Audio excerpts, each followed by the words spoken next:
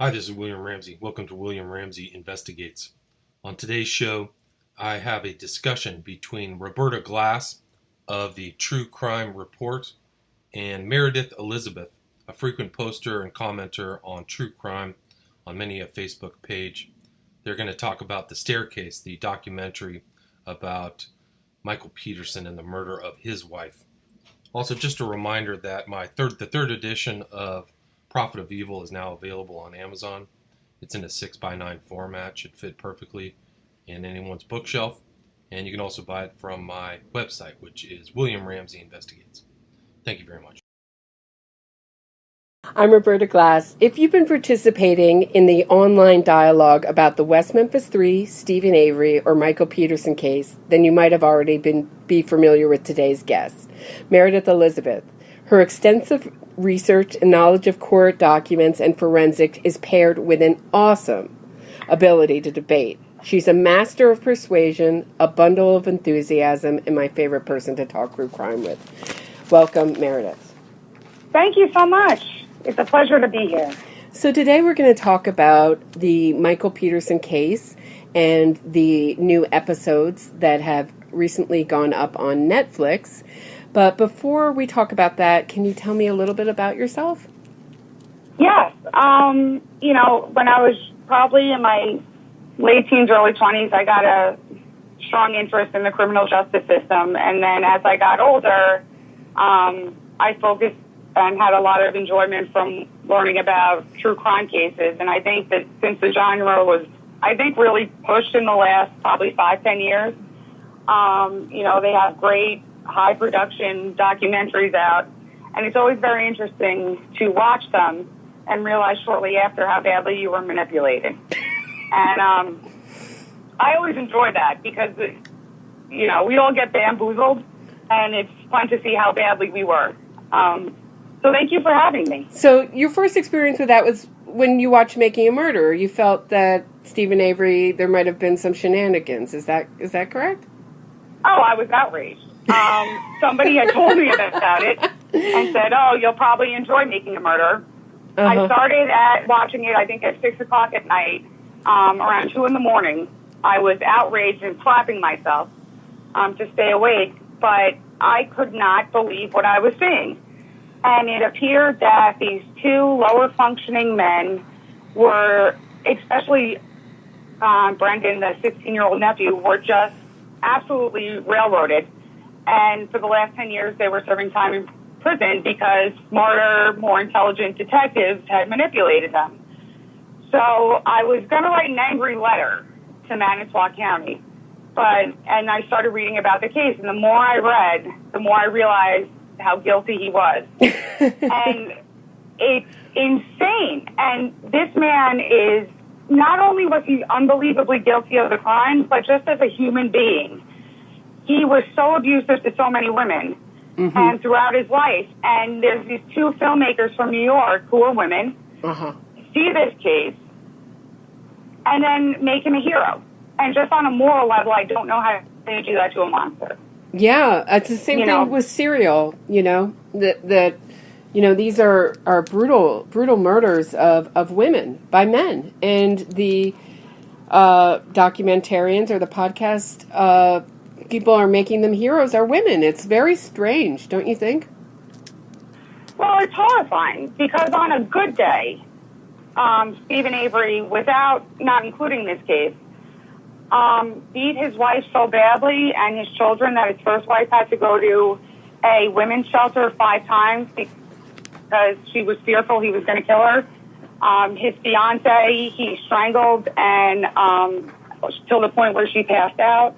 And there's women filing police reports throughout his life saying how abusive he is. And abusive to the point where they're passing out from lack of oxygen or being knocked out. And it's completely unbelievable that he would then go slightly a step further and kill someone. And I don't know, just as a woman, how you would know that a man did this to so many other women and then present him as a hero. I don't know how much money that takes. And only a couple million. Right, and also when his girlfriend or I think she was the fiance in the documentary. Do you remember her name? Jody. Jody Stokowski. She came out and did that interview. I was shocked by the reaction of the people who didn't believe those stories. I mean, it was first of all, the guy killed a cat brutally, cruelly. It's a young person, and they cat, his family's cat. Family's cat. Was the cat, his family pet. That was the cat that his kids would come home with and play with. One night he gets drunk with his friends, pours gasoline on it, throws it in the fire. It runs out of the fire. He then throws it back in the fire. So not only is he just killing a cat, but then you have to wake up the next morning and explain to your kids what happened to their pet. I don't know how a father does that. No, and as someone who's, nearly lost their life in a fire, I don't think people really understand the horror of it until you've been close up on it. And I was out on the documentary with the cat killing. So, and also I had the experience of watching the West Memphis 3 documentary, which I think is really like was my best education into how you can manipulate the public.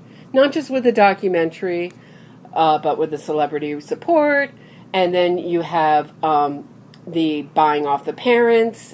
And I mean, it just goes, it's like a long con. Then saying you're going to, you have exonerating evidence, we're going to go to trial, and then slipping in the Alford plea. So that's a good segue into how this case ended up with an Alford plea. I just want to mention, I didn't realize how badly I'd been manipulated by Paradise Lost until years later when I heard your podcast and realized, oh no, I was bamboozled here too. And you did a great job on that. And a number of podcasts you did. So very well done. Thank you so much. That really means a lot to me. I hope that, because you get so many comments on that where I think one guy was like, you didn't prove anything, lady. Or they're like, West Memphis 3 is it? You're like, oh my gosh, did anyone just listen to the plethora of evidence I just presented out there? Or you didn't present any evidence? And I think that it's really, for some people, that's really a religion.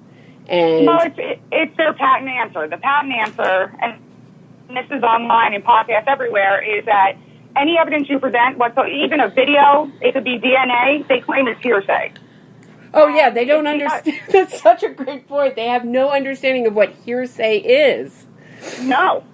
And what hearsay is that I can't go into court and say, oh, so-and-so told me that someone else said that. Right. So they take the word hearsay and use it as an umbrella term for everything they don't like.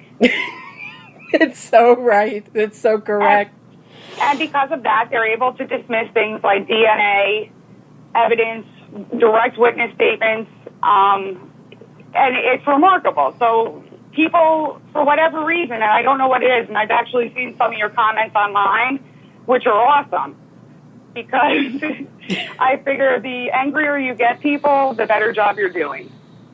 Oh, thanks. And, you bring up also a good point about women in true crime. And when I did this, when I just started recording things, I didn't really have any sense of what it's like being a woman in this area. Because if you are a woman saying your opinion, like Nancy Grace, we were just talking about her, and I'm sorry, we will start talking about the staircase soon, but she gets more hatred than any man would get who would be just as opinionated. Don't you agree that part of the hatred that comes her way is just from being a woman, saying those things as boldly as she does? 100%. If Nancy Grace was a man, she would not get 75% of the hateful comments and emails. I mean, Nancy Grace is a little abrasive.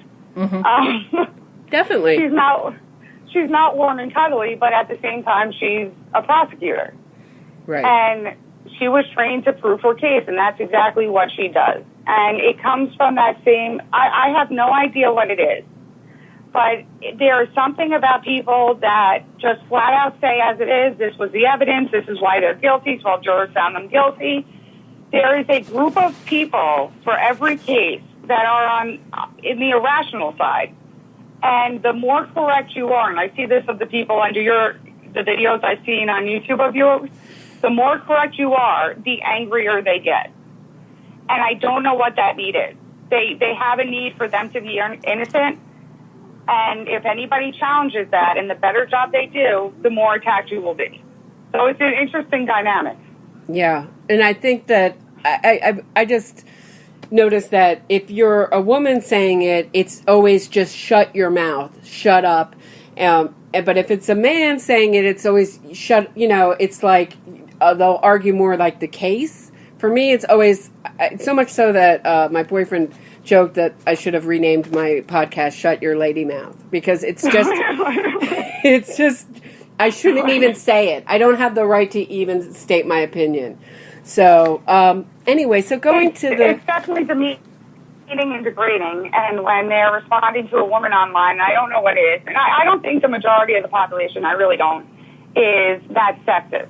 But there's something about, I think it's the group of supporters where the men, who I think are fairly irrational anyway because they are denying reality and evidence, but the way they handle women is just by completely demeaning them and telling them to shut up and speak when spoken to.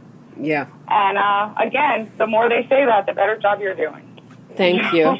So let's talk about some of the issues. So originally when you saw this staircase, so you like to work from the position of innocence and work your way back into the case that way? Through that to try to prove yourself wrong? I think we all do. I think we see these documentaries, and I think because they present them in a way where they're going to leave out some of the evidence. And, you sit there, and they also portray the person on trial very sympathetically, and they're going to try to put them on camera as much being a real human being. And Michael Peterson is the best sociopath I've ever seen, or the best, nicest, kindest man. Right. I think I wrote you today that he was the most ingratiating and cheerful murderer. Yes. He's kind of like he's at a cocktail party talking about, politics or something when he's talking about his wife's, for him, a fatal accident or, the way I see it, a brutal murder. But well, that's the thing. I mean, when you hear him speak, most of the people being charged with murders, you can see sort of rage in them. You can see them get irrationally angry at certain parts. Damien Eccles, you can just see is a little bit off from the beginning. That was one where I was like, eh. Uh-huh. But, Michael Peterson seems so evolved and seems that he's able to work out his emotions and speak and get his feelings out. And you don't see how a man who's so evolved with his feelings and emotions can then be so barbaric and not have control of his rage where he's going to kill someone. Right. But, he was, part of him is very, very likable. Yeah, I would agree. And also, when you're embedded with the whole family, and I realize that I think every true crime watcher has something that they can relate to about the case that's like maybe their way in, even if it's unconscious. If you, sometimes it's being a woman or being a whatever. But, as a daughter of a writer, and when I understood or recognized the dynamics of a family where, someone is making their living from their specialness.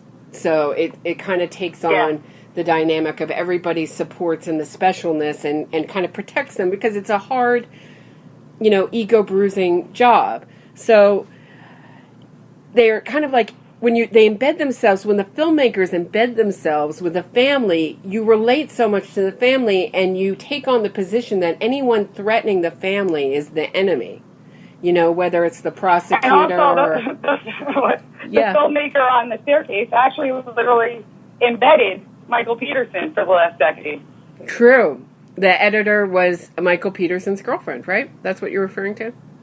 Yes, for the last 10 years. So she's editing the film. I imagine that it's going to naturally be a little more biased when it's your boyfriend accused of murder. Yeah. Yeah, and I left that out my first podcast, and I was like, well, I don't want to gossip, and then I was like, that's a really, and someone left a comment, and I kept thinking about it. I was like, that was a really important fact that I left out, because an editor has a lot of power, and she really did make him look very likable. And there's that one scene, and it's edited very strangely, where there's the investigator from the defense. Is his name Lax? Ron Lax? He has gray hair and a mustache.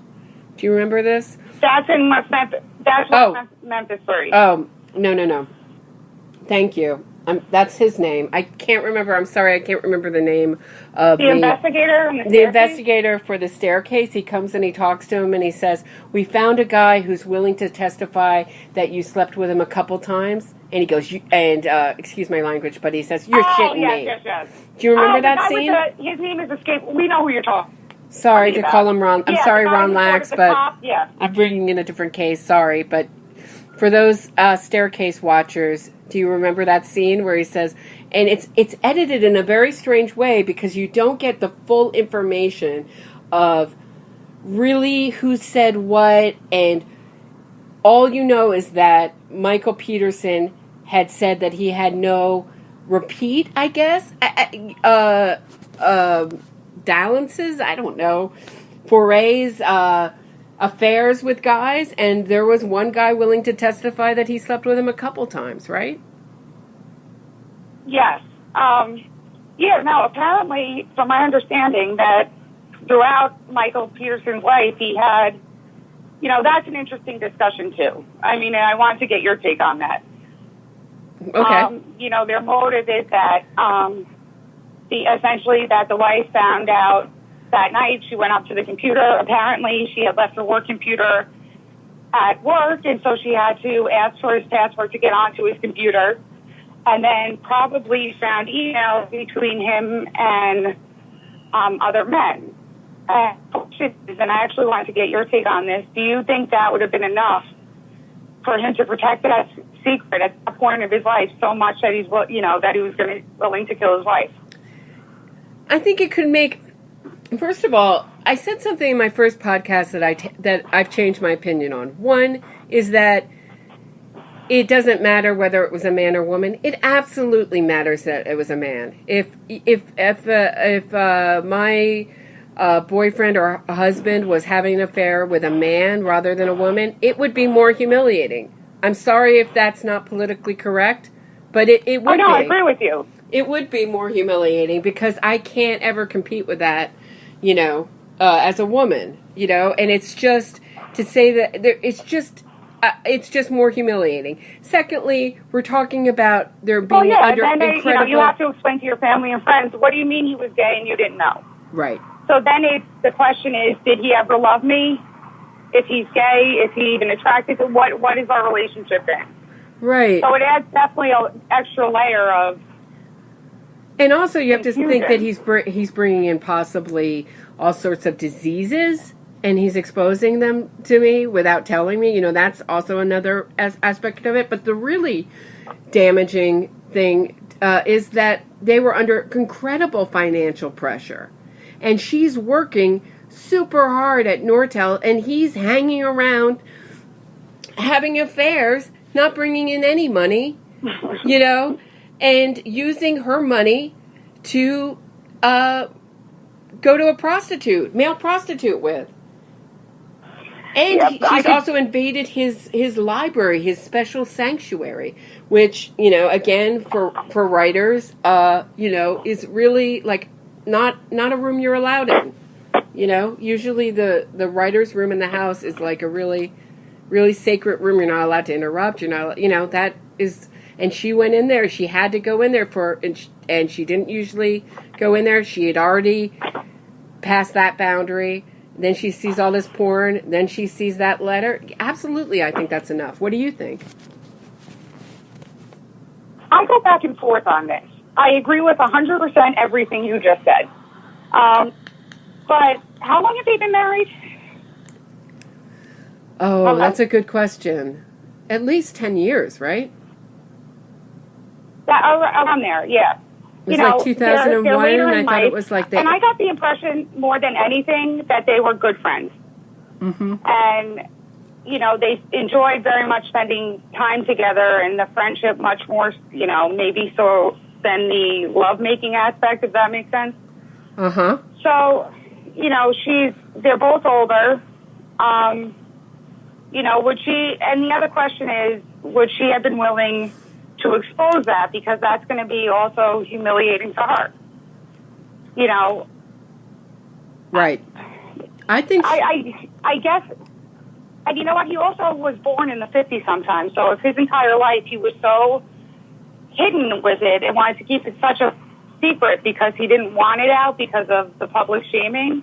But he seems pretty open with it. I got to be honest. He's emailing everyone. And, he really is. And Brad's awesome. Right. I mean, I know like Diddley. More Brad. Diddley. I know Diddley. That's Brad. On the stand. And, you know what I'm referring to? Meredith? Yes. You remember that moment? I do. Yeah, okay. He's awesome. And I like when they ask him, like, so what would you do? And he's like, pretty much anything. Well, that covers it. But he seems, I mean, because Michael Peterson was so open with these email exchanges, it seemed like all time of the day, and meeting people, I just don't feel like it was that well hidden. But was it, I could feel like maybe it wasn't well hidden, but it was hidden enough. You get an overworked executive with a bunch of kids, you know? Yeah, I mean, and he probably, did I lose you? hello? Yeah, okay, now we're recording again. Sorry about that. No, I think that was me. I switched my internet server. Okay. To get stronger connection. Yeah, no, I want to hear about the, can you hold on one? Thank you for suffering through those technical difficulties. So we're just finishing up talking about Brad and his affairs. And do you have anything else to say about that, Meredith? Hello? No, I think we pretty well covered Brad. So let's talk about the blowpoke. I think we pretty well covered Brad. Let's talk about the blowpoke. Was it a blowpoke? What now? I would love to hear more about the blowpoke, quite honestly. So tell me, can we just cut for 1 second? Okay. The blowpoke. What would you like to know about the blowpoke? Hello? Yeah, what would you like to know about the blowpoke? Oh, my apologies. So this is the thing about the blowpoke. I know first they didn't find it for a year, quote unquote. But then, in the later episodes, it says that the detectives did find the blowpoke when they were first searching and took a picture of it, but then put it back. But I know that there's some information out there regarding he ordered a different blowpoke or a third blowpoke. Right. And, you know, when he ordered that is really, I've heard he ordered it at the end of the trial. I've also read that he ordered it after the trial was over. So there's an article where Hardin says, well, maybe he wanted to give them out as gifts. I really have to do a little bit more research, to be honestly, about when that blowpoke was purchased and how did he purchase. If it was after the trial, then how did he purchase it from prison? You know, is that... He would have had to get... Yeah, that would have been kind of difficult because he was, you know, you go directly... I believe he went directly to prison. He didn't have any time. He was, you know, taken into custody right away, you see at the end of the staircase. So I don't know. He would have almost had to have somebody order it for him. So I don't know, but, you know, when defense lawyers make claims like that without showing proof, I'm so skeptical because I've had the experience of the West Memphis 3 PR team just saying things and throwing them out there. Wait. Hold on. I think we should just edit the blowpoke part out then. So Meredith is saying that my answer was not significant enough that you wanted me to edit that part out, but I argued to leave it in for the reason that I think it's a good thing to talk about when when did he order the blowpoke? If he ordered the blowpoke, was that a replacement blowpoke? Where is the tip of the blowpoke anyway? And could it have been a blowpoke? And I think that Candace was correct, and that's why she became such the villain. That she got his number in all ways, including the blowpoke, and that is why she is the most hated person in Michael Peterson's life. That is my new theory, is that it was the blowpoke. You know what? And also, I saw that the prosecution essentially was saying that it needed to be lightweight enough where she had blunt force trauma to the head. So she was hit with something, and it had to be something that was lightweight enough and small enough where you could use it in the staircase. And also, there were 2 marks in the stairways themselves on the wall. Oh, wow, so I didn't know that. Apparently, the end of the blowpoke matched up with the 2 marks they found in the wall. Wow. That's a really great detail. I didn't know that. Because, where's the tip? And was that spot of blood I always think it's his son helped him get rid of some of the evidence. The son that wouldn't talk to the police. I'm forgetting his name right now. Help me. Todd? It's either Clayton or Todd. Todd was the one. Clayton was the one who got in trouble for trying to bomb Duke, I believe. Make a pipe bomb. Yeah. Sure. I mean, they look so wholesome, don't you? And then you're like, oh, my son Clayton got thrown out and spent a year in jail for making a pipe bomb and Duke. It's so bizarre. How is that not investigated? Like, that was just sort of like brushed over. Yeah, I think that's something that they refer to his troubles. That's a little more than trouble. Like, trouble is like he stole a Snickers. Trouble is not he made a bomb threat. So I don't know how that was so easily glossed over. And then they mentioned, we're like, oh, okay. I don't know why. Yeah. It's just, it's bizarre. But, I just kept thinking, about where he says, if I wouldn't be in this trouble if Candace had kept her mouth shut, and how she is really the thorn in his side. And why would she be such the thorn in his side? The other sister also thinks he's guilty, but she's the one who put it all together. That's my thought now, after being skeptical about the blowpoke, because the first murder, the wounds look so much like it, and there's no blowpoke around, right? So that may have just been the stairs themselves. They're him bashing her head against the stairs in Germany. Liz Radcliffe's skull is what I'm talking about. I mean, so sad. And she had similar head wounds, right? Right. And, how did that happen? And I was actually thinking about it. And the other, point that I raised to you earlier was, when you're watching the staircase, you only see the crime scene once. And it's in the first or second episode. And you say, wow, that's a tremendous amount of blood. And then 8 episodes go by, and they only keep talking about little, like showing pictures of little small areas of the blood. They don't show the entire scene. So you almost forget. Mm-hmm. I saw the second episode again. I was floored. Like, that's a tremendous amount of blood. There is absolutely no way that came from a fall. And his story after that was, I think it's a fall. I assume she had a fall. But I don't know any reasonable person who would look at that crime scene, see blood 8-9 feet up into the stairway, and say, oh, that must have been a fall. So that's a red flag for me, too, because I don't think any reasonable person would see that and see blood everywhere, blood all over her feet, all over her clothes, and think that's from a fall. How could that be from a fall? Yeah, there's a few comments in my comment section that say just that. And he said something interesting where he said, well, I thought they were asking about the owl theory and the fall down the stairs. And he said, well, I thought it was a fall, but nobody's buying that. And what do you need people? You don't need people to buy the truth, but you do need people to buy a lie. So I thought that was an interesting way to put it. That's a very good pickup. Where if you're telling the truth, you don't care if people buy it. That's the truth. But it's interesting. That was a very good pickup by you. I don't remember that. Yeah, that was a post staircase interview, I believe. But I think maybe we're going to have to do a part two to deal with. There's so many different things to talk about. Dale Deaver, could they have? He perjured himself by saying that he had, had an experience with, I think maybe over 100 cases like this.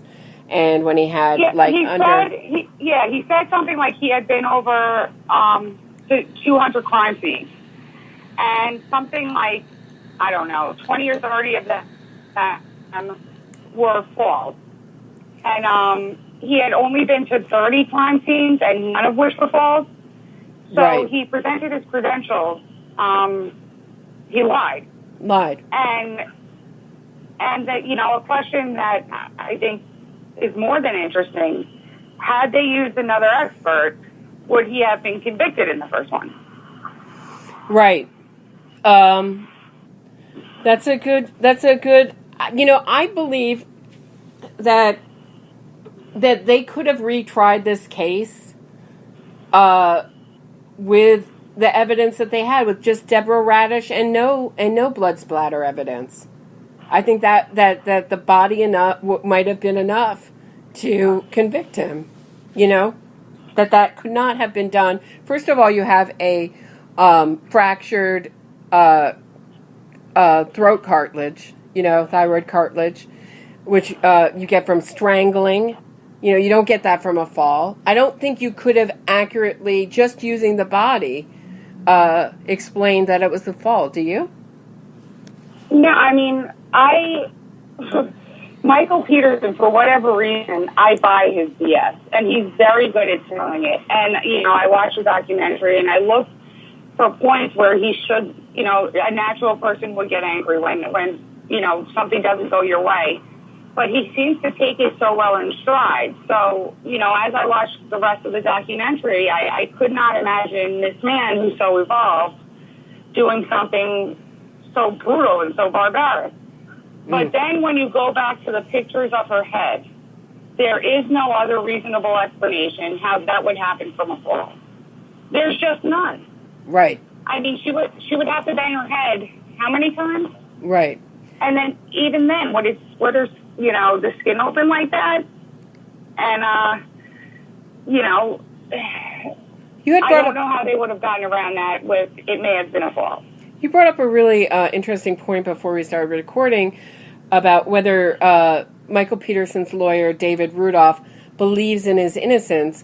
And my feeling is that he believes that he created reasonable doubt. And that's enough for a lawyer to be upset that a jury did not vote not guilty. I also get the impression where I almost feel as if he felt guilty that he didn't raise good enough points. And he let Dwayne Devers, he brought these experiments into court. He could have easily brought in a different blood spatter analysis person that would have disputed the experiments themselves, not to catch up on a cardboard piece. Yeah, but Henry Lee was a complete waste of money and time. I think everybody agrees with that, whatever side you're on, don't you think?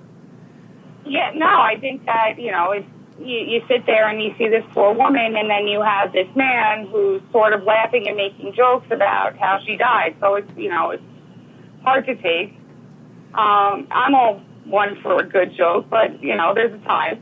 And, but, I think he felt guilt that he didn't raise the issues about Dwayne Devers' test, because from my understanding, I could be wrong, but when he was doing the test of the blow poke in the stairs, and he pulls up his shorts and positions himself so the blood would land there, the expert in later episodes says that, well, you wouldn't do an expert experiment that way. You wouldn't set it up and move the shorts and pull them over to try to get in this spot. You would do it naturally. So had they brought that later expert in during the first trial to dispute the actual tests themselves, not so much his findings, but how his experiments were questionable, you know, I think it would have discredited him. And I think that what Rudolph had an issue with, and probably, I think because he kept going on with this case, and you could see that he wanted to get away from it a number of times, but he couldn't. I think he felt guilty that he didn't do a good enough job putting up a defense for him. Right. And that Devers apparently played a big role in getting him convicted. And I think that when you look back, there's so much more he could have done to discredit him just by discussing the experiments alone. That's a really interesting point. Yeah. You know, and I thought it was very telling when David Rudolph on the new episode of The Staircase said, "No, I'm not going to represent you. I just can't do it." And Michael Peterson really wanted David Rudolph, even though he lost the first case, to represent him. And I think that was that people who believe in Michael Peterson's innocence, their ears should really prick up. That there is a lot of other evidence that is very damning towards Michael Peterson besides the blood. You know? Yeah, I don't think he thinks he can win it. Yeah. I think I don't think he wants to be a two-time loser. I think the Alford plea is the luckiest thing he could get. Well, I think that what happened there, and I think that in all the Alford pleas I've heard about, the most legitimate reason to take one is Michael Peterson, because you see his kids, and irrelevant of him and how he feels and him being in prison, you know, through a father's eyes, you're looking at your kids and you know, the girls, and you have to, when he's on trial for a year, they're going to be up in court, they put their lives on hold, they have children, and is it worth it?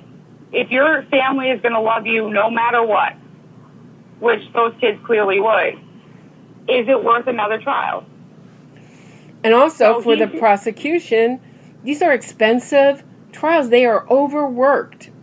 I cannot, I didn't really understand that before I really started looking at true crime cases, how overworked the state is.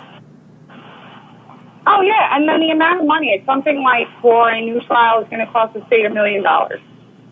It's somewhere in that area. So if, you know, and they would have had some problems in the second trial. Their blood expert was completely discredited. So now what happens is, because that blood expert in other cases had withheld exculpatory evidence. Right. The great Taylor case. Then they can raise the issue in court. Mm-hmm. Well, what did they withhold here? Right. And the biggest problem they're going to have, or they would have had, is that when Wayne Devers got the instruction to test her clothes for DNA and whose blood was on it, why didn't he? Right. And also the way they stored it, they stored all the pieces of her clothing and stuff together. So it was all, you know, mixed up. They tried to get him off on that, saying, well, now we can't, you know, trust the DNA that's on the clothing. But what's the point of testing the DNA on the clothing if neither side is arguing an intruder case? I mean... Well, what they should have done was right after it happened, tested everything. And the defense didn't test it because I don't know why they didn't raise a possible intruder. I have no idea why. Right. That would have explained everything a lot better than she found. That could have explained the things on her, you know, the wounds on her head and everything else. That would have been the best defense for him to raise. I don't know why they didn't. But they should have, and I don't know why Wayne Devers got a note, please test the clothes. And for him to choose not to test it is always going to raise doubt why didn't he test it? Right. Why?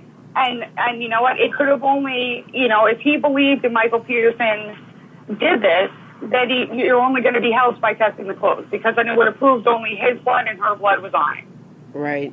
The defense wouldn't have tested it, because at that point they could have possibly still thought about raising a defense where there was an intruder. So They don't want those clothes tested. Yeah, you see these like Darlie Routier or the Jeffrey McDonald case where these sort of like these people blame an intruder, and they don't do, and those two cases didn't end up great for the defense either. So it's hard when you don't have any like footprints or, you know, they always can, like, pull up some random DNA left somehow somewhere. But, you know, I don't know. Great doubt. And I think actually in a new trial, they could have probably raised the defense that there may have been an intruder only because they didn't test the blood on her clothes. Yeah. And because it was stored poorly, because everybody in court was playing with the clothes, you can't test the clothes, obviously. Mm-hmm. But now this leaves the door open for the defense to say, well, there could be a third party's DNA on that. Maybe there was an intruder. Mm. And the jury's going to have to consider that only because, you're going to go back to the argument, there was a reason why Dwayne Devers didn't test the clothes. He tended to not like exculpatory evidence. I don't know why he didn't. Mm.